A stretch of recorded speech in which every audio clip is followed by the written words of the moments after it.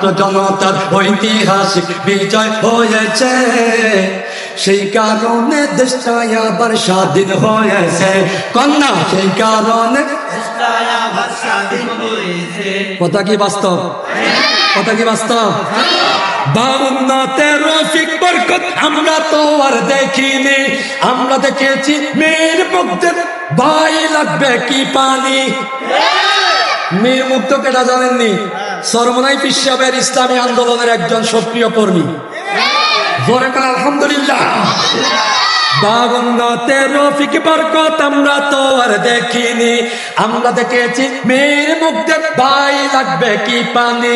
তার সাহসিকতা আমাদেরকে পথ দেখিয়েছে, সেই কারণে স্বৈরাচারের পতন হয়েছে। বলো সেই কারণে স্বৈরাচারের পতন হয়েছে। ছাত্র জনতার